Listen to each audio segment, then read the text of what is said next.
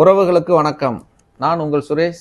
இது உங்கள் வலிமை. நம்ம எதை பற்றி பார்க்க போகிறோம்னா, சாத்தியமானதை மட்டும் பேசுவோம், சாத்தியமற்றதை பேச மாட்டோம். இது எங்கேயோ கேட்ட மாதிரி இருக்குல்ல, இதை பற்றி தான் பேச போகிறோம். நம்ம வாங்க பேசுவோம். இப்போ அண்ணன் விஜய் அறிவிப்பு ஒன்று சொல்லியிருந்தார்.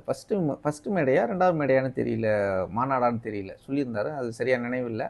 ஆனால் அவர் தான் சொல்லியிருந்தார், நாங்கள் சாத்தியமற்றதெல்லாம் பேச மாட்டோம், எது சாத்தியமோ அதை மட்டும்தான் நாங்கள் பேசுவோம், சொல்கிறத தான் செய்வோம், செய்கிறது தான். நல்லா இருக்குல்ல கேட்குறதுக்கு, சினிமா பணியில் இருக்கும்.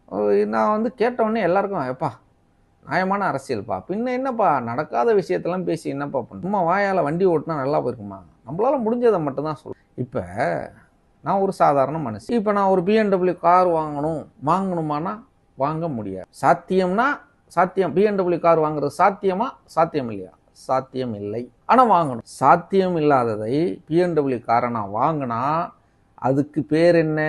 இப்போ ஊரில் நான் சொல்லிக்கிட்டு தெரிவேன், ஏன்டா நடக்கிற விஷயத்த பேசுப்பா, நீ நடக்காதெல்லாம் பேசிக்கிட்டு இருக்காதப்பா அப்படின்னு சொல்லுவாங்க. இல்லை இது என்னுடைய ஆசை, இதை நான் செஞ்சு காட்டுறேன், BMW கார் வாங்குறேன்னா இல்லையான்னு பாரு, சவால் இட்டு அந்த BMW ஒரு நாள் அந்த BMW காரில் நான் வாங்கி என் ஊருக்குள்ளே வரும்போது, அப்போ இந்த சொன்ன நபர்கள்லாம் இருக்காங்கள்ல, நடக்கிறத பேசுப்பான், சாதிச்சிட்டான்பா, ஜெயிச்சிட்டான்பா அப்படின்னு சொல்லுவாங்க.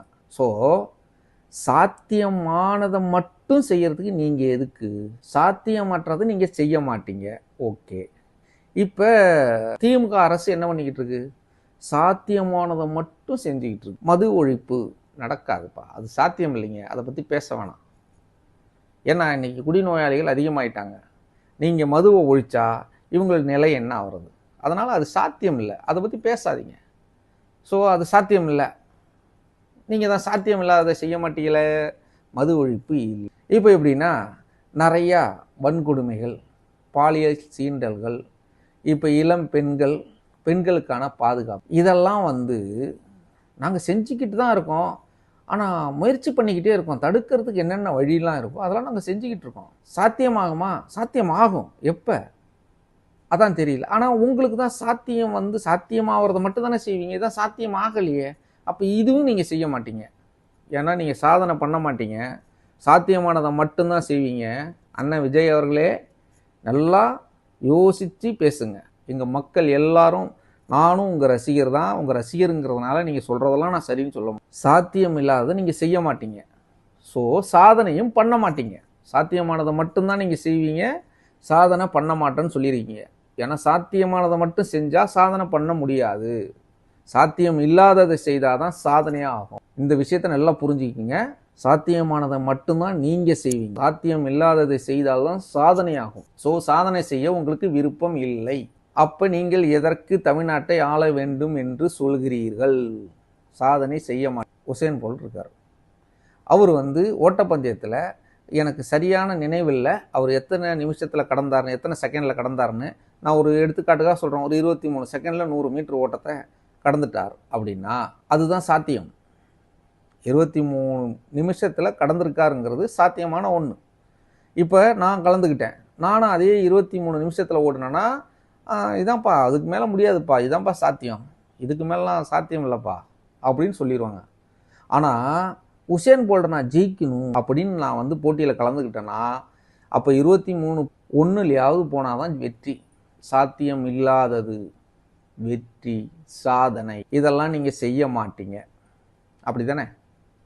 செய்ய மாட்டீங்க, எனக்கு நல்லா தெரியுது. ஐயா விஜய் அவர்களே, அண்ணா கொஞ்சம் யோசிச்சு சொல்லப்பட்டே ஏதாவது சொல்லி விடாதீங்கண்ணா. பாவம், இந்த தம்பிங்க ரொம்ப கஷ்டப்படுறானுங்கண்ணா. நிறையா பொருட்செலவு பண்ணியிருக்கானோ, இப்பயும் சொல்கிறேன், நிறைய பொருட்செலவு பண்ணுறானுங்க. இப்போ பார்த்தீங்கன்னா மற்ற கட்சிகள் எடுக்கும்போது டிஎம்கே விட அதிகமாக செலவு பண்ணுறது இப்போ டிவிகே தான். கட்சி நிதியிலேருந்து செலவு பண்ணுறாங்களா இல்லை கடன் வாங்கி செலவு பண்ணுறாங்களா? இந்த வீடியோவை பார்க்குற யாராவது பொறுப்பாளர் இருந்தீங்கன்னா, உன் சொந்த காசுலேருந்து போட்டு செலவு பண்ணுறியா, இல்லை கடைக்கு கடை, தெருவுக்கு தெரு வசூல் பண்ணுறியா, இல்லை திரள் நிதி வாங்குறியா, இல்லை எப்படி நீ செலவு பண்ணுற, இல்லை கட்சி உனக்கு காசு கொடுக்கும்? சுவர் விளம்பரம், சுவரொட்டிகள், துண்டறிக்கைகள், மாநாடு, இதுக்கெல்லாம் எங்கேருந்து? ஓகே, இதை வேற நீங்கள் சொல்கிறீங்க, விலையில்லா உணவகம், டியூஷன் வேறு எடுக்கிறீங்க, நிறைய விஷயம்லாம் செய்கிறேன்னு சொல்லியிருந்தாங்க. இந்த மீடியாவில் தான் நான் பார்த்தேன், எனக்கு தெரியல. எனக்கு தெரிஞ்சு காலையில் சாப்பாடு போடுறீங்க, அதை நான் பார்த்தேன். அது எங்கள் ஏரியாவிலேயே போட்டுக்கிட்டு இருக்காங்க. அதெல்லாம் ஒன்றும் மாற்றுக்கிறது கிடையாது. போடுறீங்க, அது சாப்பாடு போட்டுக்கிட்டு இருக்கீங்க. மற்ற இதுவும் ஒன்றும் எனக்கு தெரிஞ்சு நான் பார்க்கலப்பா. பார்த்தேன்னு சொல்லிடுவேன். இப்போ காலை உணவு கொடுக்குறீங்க, அது நான் பார்த்தேன், அதனால் நான் பார்த்தேன்னு சொல்கிறேன்.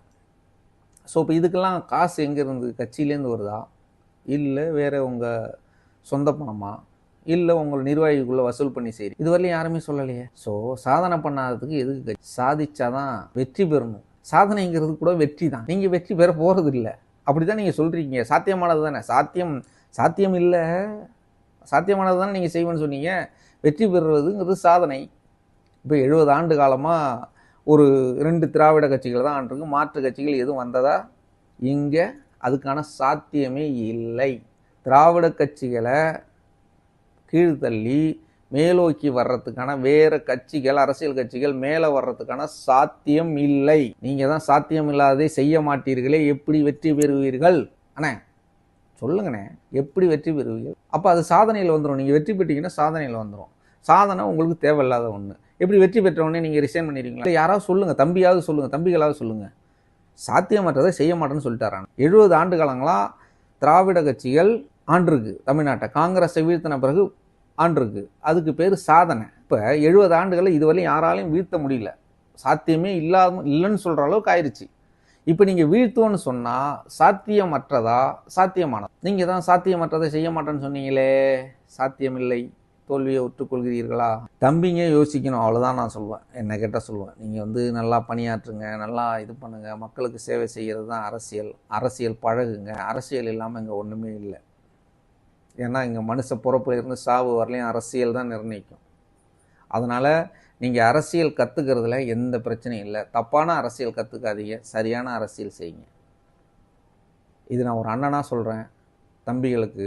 இந்த தப்பான வார்த்தைகள் பேசுகிறது, தப்பான கமெண்ட் பண்ணுறது, இந்த சோசியல் மீடியா இருக்குன்னு கண்டதை போடுறது, அதெல்லாம் வேணாம் தம்பிகளா. அது என்னன்னா, உங்களை குறை சொல்கிறாங்களோ இல்லையோ, உங்கள் ஃபேமிலியை உங்கள் குடும்பத்தை தப்பாக நினைப்பாங்க. வளர்ப்பு சரியில்லை, இது பிறந்த பிறப்பு சரியில்லைன்னு அப்படிலாம் பேசுவாங்கப்பா. வேணாம், சொன்னால் கேளுங்க.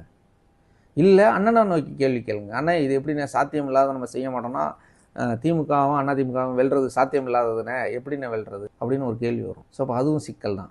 கொஞ்சம் பரிசீலனை பண்ணுங்கள். நன்றி, வணக்கம்.